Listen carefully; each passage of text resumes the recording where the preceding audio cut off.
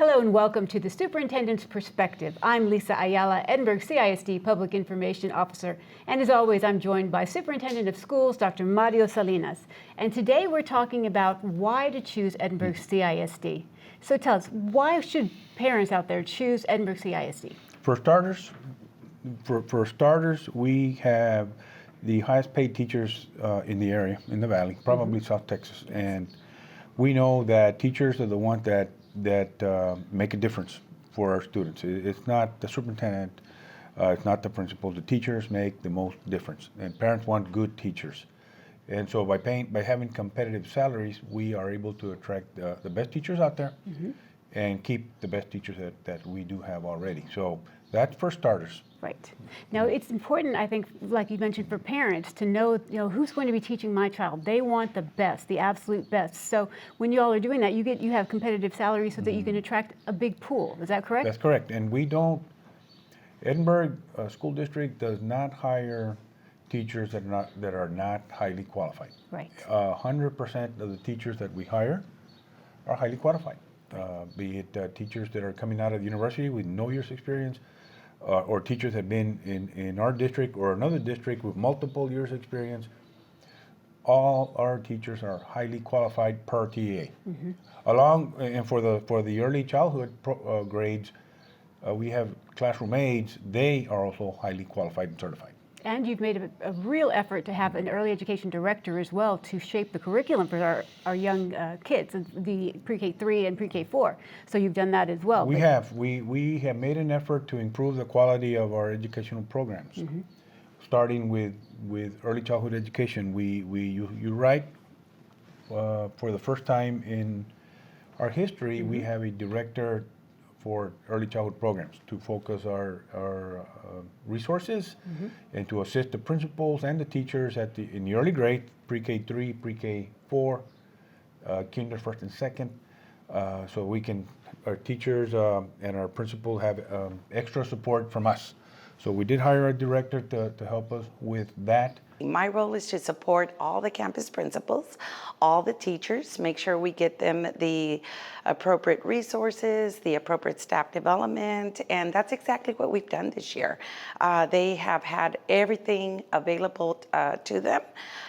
It's made a great impact on our students. As you visit our classrooms, you see the powerful learning going on, and the kids are reading and playing literacy games and making it meaningful and engaging.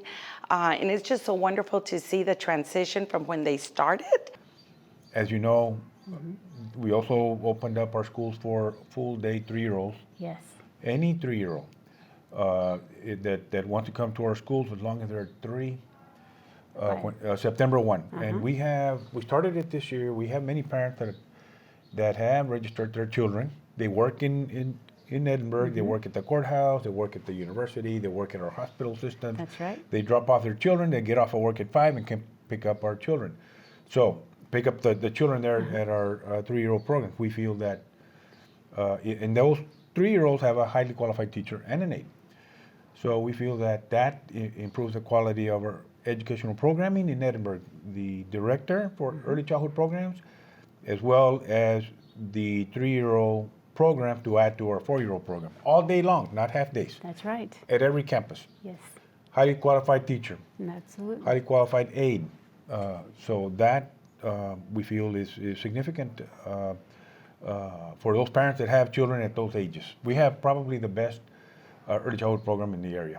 I'm looking forward to going back. We visited at the very beginning, and that was an experience, and in December, and you go visit regularly, but I'm really, really excited. What do you see in the classrooms now? I see 100% improvement as far as the students interacting with each other in a table sorted like this. Teachers, the students are communicating with each other. They're interacting with each other over, there may be some work that they're doing, maybe some models that they're working on.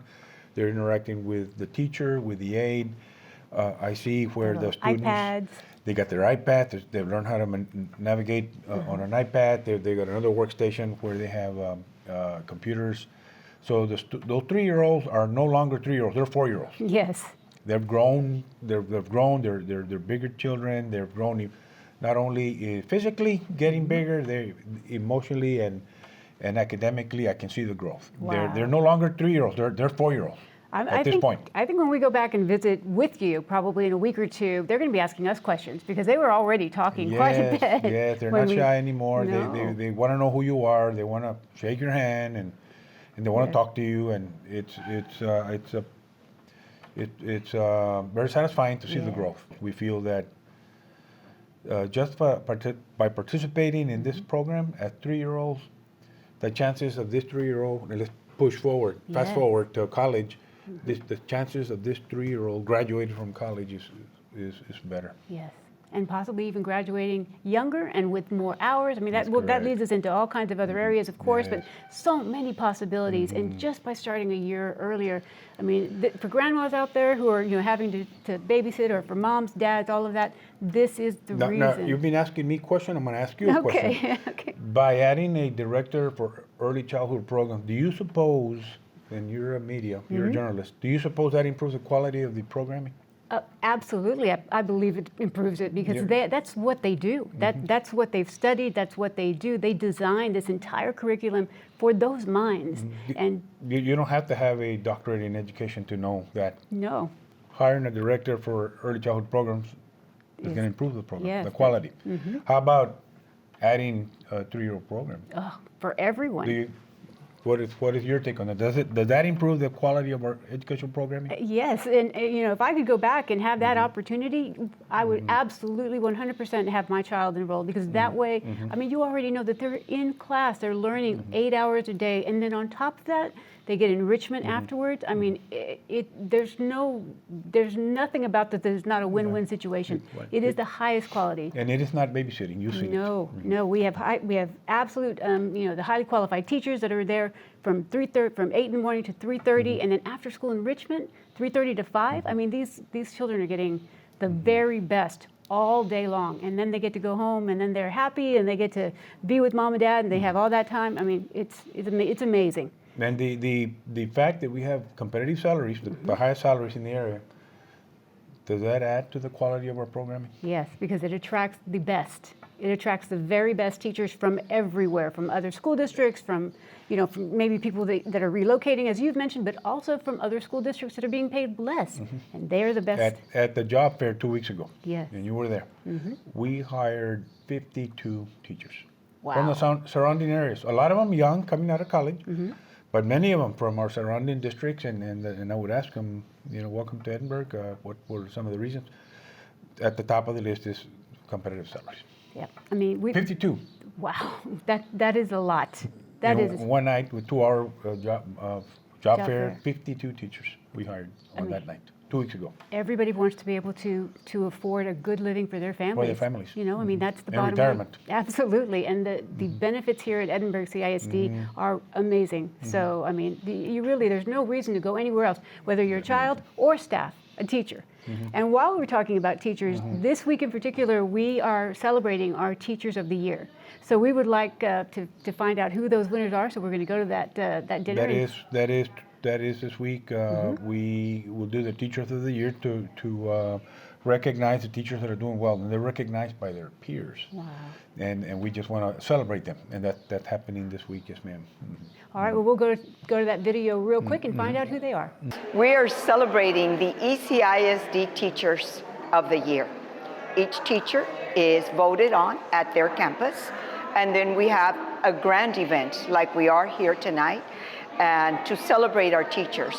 As we all know that our teachers are the heart of ECISD. Truly, I'm still in shock, but to be able to represent some of the most amazing teachers in the state and the nation is just such a humbling experience. I'm going to take this to heart, and I hope that I represent Edinburgh CISD so well.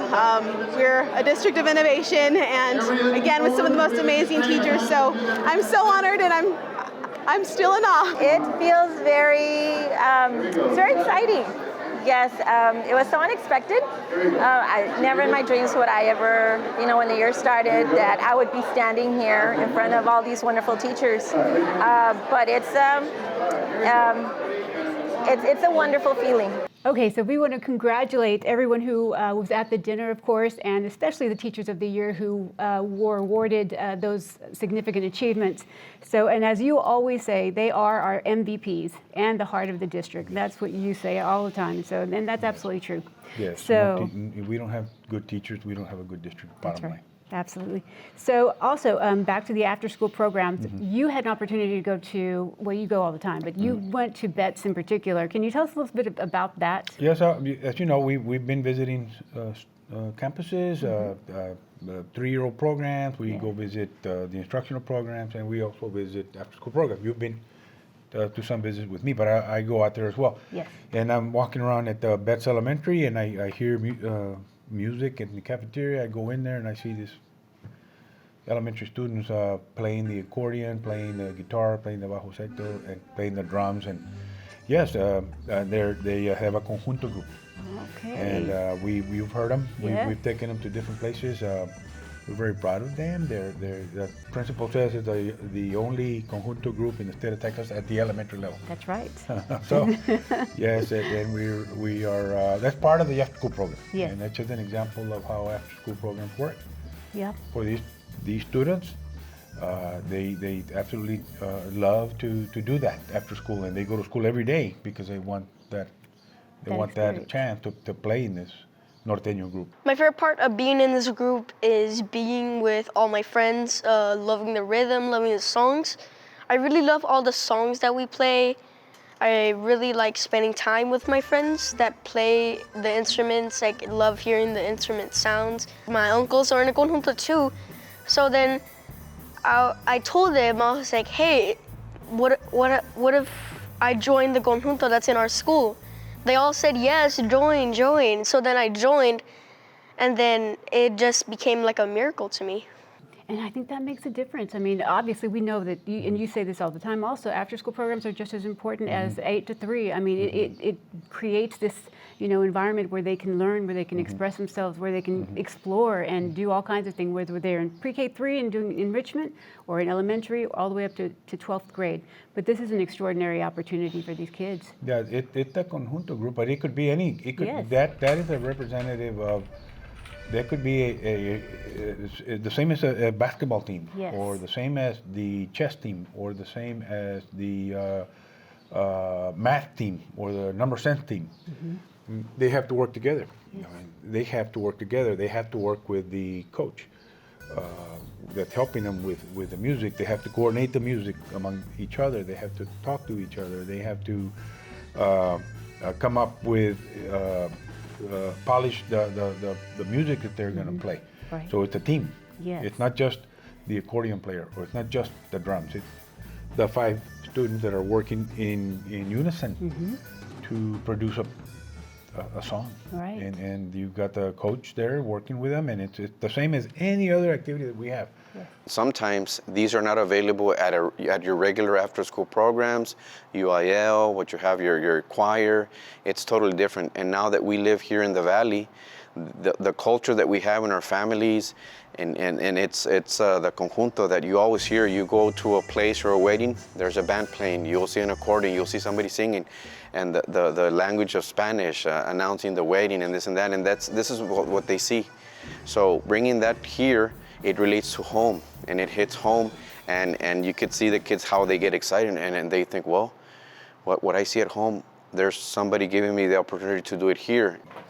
The other issue I want to address is, we talked about how we're revamping our elementary schools Yes. to make them stronger, make them high quality programming. We're also looking at our middle and high. We're revamping our pre-advanced placement curriculum at the middle school. We're retraining our teachers for that.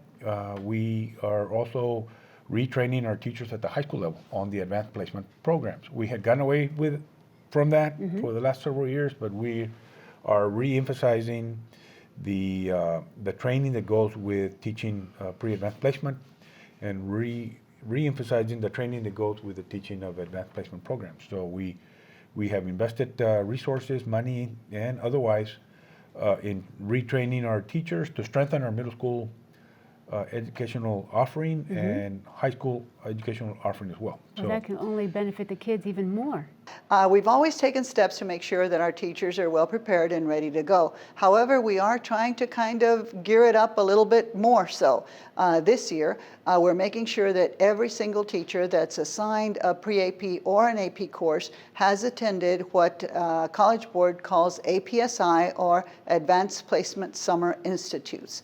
These are week-long institutes that are designed specifically for rigorous instruction and developing curriculum in that particular subject area. So if it happens to be an AP Calculus course or an AP English Literature course, whatever it happens to be, then those teachers go to an entire week-long workshop that's specifically designed to help them achieve the rigor needed for our children to be able to succeed. Yes, the teachers in retraining them how to teach these programs, and then the students that are receiving this high quality instruction. Wow, that's going to be incredible. And we already, and as you say, I mean, we can always get better, and it's incredible that we are going to really focus on that. But we already had 109 National Hispanic Scholars this year. We're going to get more. We have even more. We're going to do some high quality training this summer, summer institutes, to train our teachers. Then, of course, we're adding also to our high school offering, the collegiate high school that we've been going out to meeting with parents. That's also a choice, an offering for those parents that want that opportunity, for those students that want that opportunity. Yes. The collegiate high school, it's just another option for parents. If they want to send their children to Edinburgh CISD, we want to give them options. Yes. You got the early college high school, now we have this collegiate high school, we're revamping our advanced placement program. We're getting better, we're getting better, and we're getting better. Yes, and that's the whole idea about it. That's the whole goal. And so this coming week, we have 3 meetings, and we'll have it up on the screen as well, but we'll basically be going to Edinburgh High School on May 9th, I believe. We'll be going to Edinburgh North High School on May 12th, and on May 16th, Robert Vela High School. We want to talk to the parents of freshman students at these schools. Yes. To give them an overview of what the collegiate high school is all about. If it something that they want for their children, go to these meetings and maybe you can get in. Absolutely. The students. Yes, and so get more information. We have so much more to offer here at Edinburgh CISD, and so many reasons for you to choose it. CTE programs, so many other things. Didn't even talk about CTE I know, program. but We'll talk about that later. We'll talk about it next week. We have a lot to get to. So that's it for this episode. This concludes today's episode of Superintendent's Perspective. Thank you all for joining us, and as always, stay healthy and stay safe.